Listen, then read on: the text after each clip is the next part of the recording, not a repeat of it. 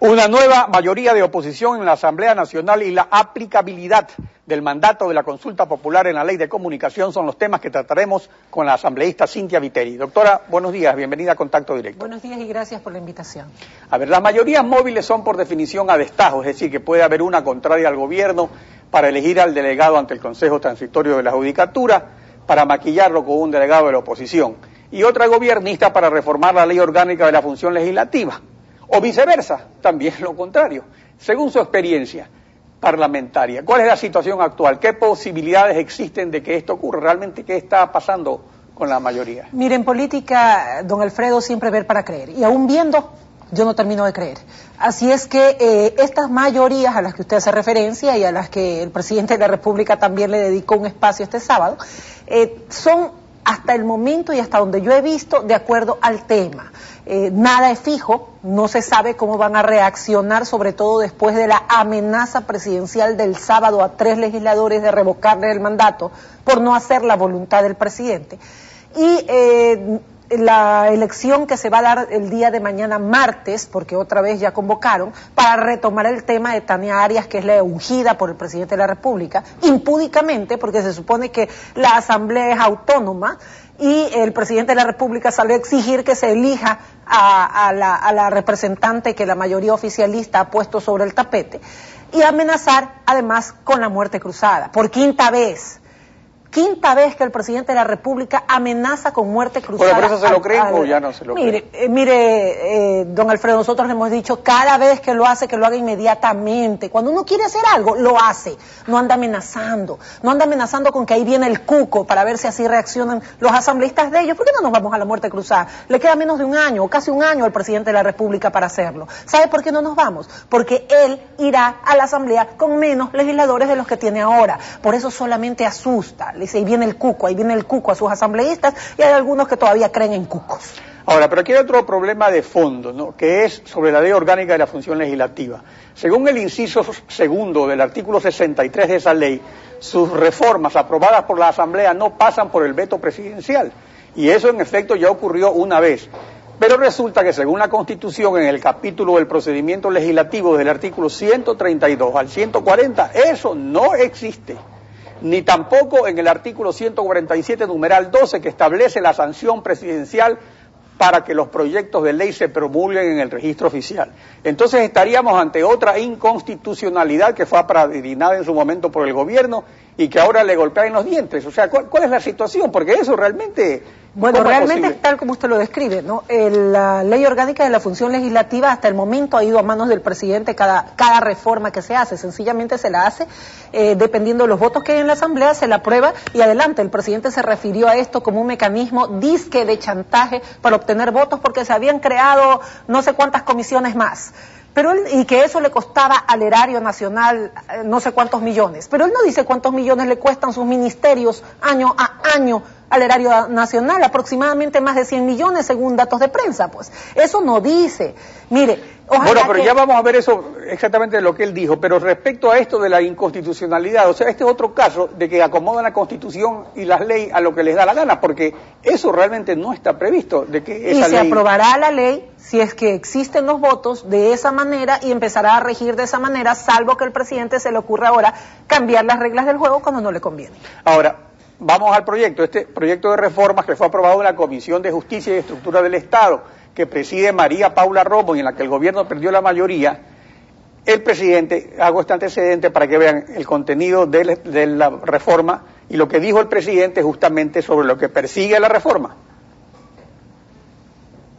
Quieren crear 6 nuevas comisiones. Así están captando votos. Ñaño, vota con la oposición y te vas de presidente de esta nueva comisión que estamos creando. Repartiendo la troncha. Seguridad ciudadana, seguridad social, insulares y fronterizos, codificación y técnica legislativa, migración y protección de los derechos ecuatorianos en exterior, cultura física y deporte. Cuando son temas que bien pueden ser tratados por otras comisiones. 6 nuevas oficinas, 12 nuevos secretarios y prosecretarios, 12 asesores, 12 asistentes administrativos, en función del toma y daca clásico de la partidocracia. Pero no solo eso. propone demagógicamente incrementar 124 asesores. Cada asambleísta ya tienen 2 asesores. La reforma propone un asesor más. Es para dar trabajo a los panas y que ese pan incluso le dé una comisión a los asambleístas corruptos, porque aquí estamos hablando de sueldos de miles de dólares. También en forma demagógica, la oposición quiere incrementar al menos 124 asesores ocasionales para grupos políticos que tengan al menos 6 integrantes. Total, ahí están las cuentas, 15.395.000 dólares cuesta el adefesio, la corrupción de la oposición. A ver, entonces aquí hay 2 partes de esta reforma. Lo que dice el presidente realmente es cierto porque se lo aplicaba en alguna época la de partidocracia, no siempre, antes creo de la Constitución del 98, donde hasta los suplentes eran miembros de las comisiones, todos ganaban sueldo, tenían asesores que compartían el sueldo con los diputados que los nombraban, incluso hubo procedimientos judiciales sobre eso, el expresidente del Congreso, el doctor Alarcón, fue enjuiciado por eso, pero esa es una parte del proyecto de reforma. Ahora, hay otra parte del proyecto que se refiere a la cuestión de los juicios políticos. Entonces, respecto a este proyecto, ¿está usted de acuerdo con la parte de las comisiones o con la que establece el trámite diferente para los juicios políticos? ¿O usted cree que es necesario que existan esas nuevas comisiones? Mire,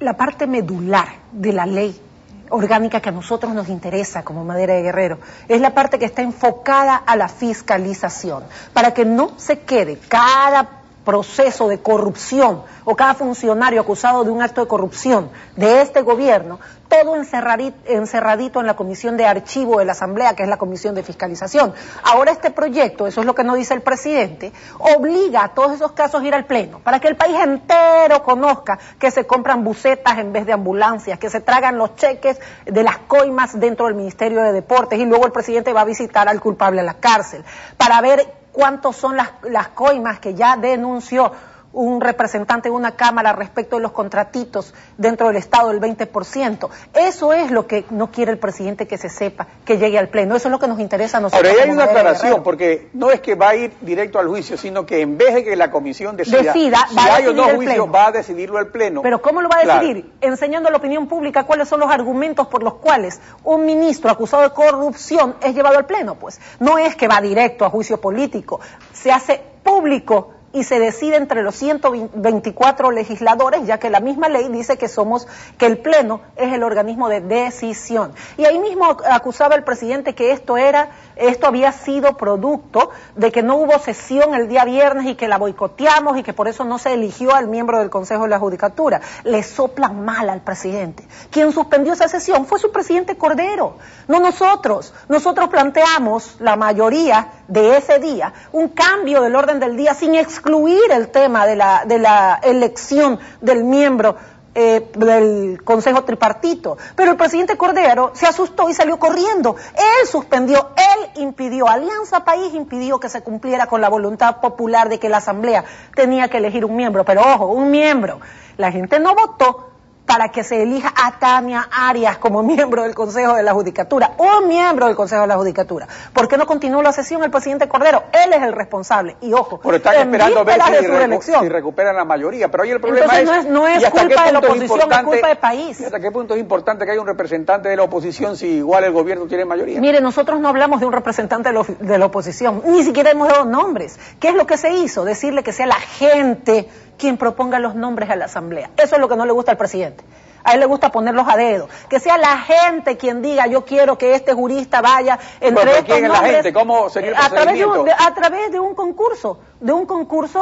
Se iba a establecer un reglamento y eso era lo que íbamos a tratar. Nombres, nosotros no tenemos ni un solo nombre, señores, no hemos propuesto nada, porque el mecanismo es lo que estamos sugiriendo, que no sea dedo, que no sea el dedazo nuevamente, que sea el presidente, que sea la gente quien elija, o sea, con participación ciudadana. Con participación ciudadana. Aunque igual los organismos todos están tomados por los tentáculos del Ejecutivo. Ahora vamos al tema de la aplicabilidad de la enmienda constitucional sobre la propiedad de los medios de comunicación.